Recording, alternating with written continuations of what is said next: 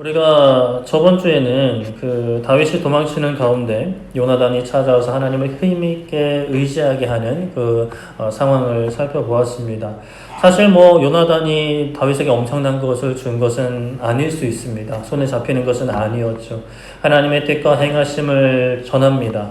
누군가는 그것을 보고 실제 좀 도움이 되는 걸 주고 가야지, 군사라도 좀 주고 가는가, 아니면 양식이라도 좀 주고 가든가 라고 할 수 있겠지만, 그러나 하나님을 신뢰하는 사람, 하나님을 믿는 사람들에게는 그것이 하나님을 바라보게 하는 것이 가장 큰 위로가 되고 힘이 되는 거죠.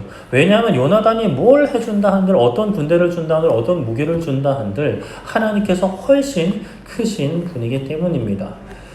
그런 가운데 다윗이 있는 것을 사울이 알게 되었죠. 다윗이 있던 그 지역 사람들이 신고를 하게 되었습니다. 그래서 사울이 다윗을 바짝 추격하는데, 그런데 그때에 블레셋이 그 이스라엘을 공격했다, 침공했다라는 소식이 사울에게 전해지고 사울은 발길을 돌리게 되죠.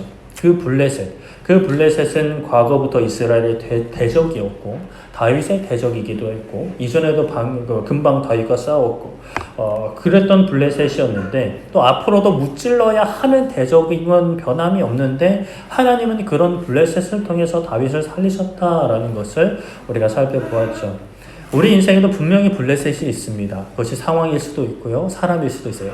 블레셋 이렇게 생각을 하기보다도 어떤 해결해야 되는 어려움들, 또는 무찔러야 되는 그런 대상들, 우리 가운데 제약된 모습들이 있죠. 그것을 해결해 나가야 되지만, 그것을 또 계속 붙잡고 기도해야 되지만, 그러나 그것조차 하나님께서는 도구로 사용을 하신다. 그래서 합력하여 선을 이루신다라는 거죠. 이 하나님을 우리가 믿고 있으면 그 해결해 나가는 과정에 힘이 될 수 있어요.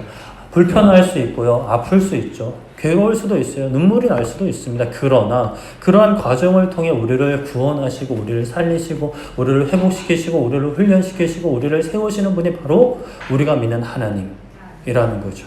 이 하나님을 믿으면 정말 더 이상 이 문제가 문제인 거이긴 한데, 그러나 나한테는 더 이상 문제로 느껴지지 않고 오히려 연단의 시간, 훈련의 시간, 나한테 기회로 여겨지게 되는 것입니다. 그것이 하나님과 동행하는 삶, 하나님을 바라보는 삶, 하나님을 의지하는 삶, 하나님을 모르는 사람들이 누릴 수 없는 참된 기쁨과 복인 것이죠. 그것을 어떻게 한 주간 많이 누리셨나요? 누리시려면 사실 고난 가운데 있어야 되긴 하는데, 정말 그 하나님을 더 깊이 만나고 매일에 누릴 수 있는 우리 모두 되기를 소망하고 축복합니다.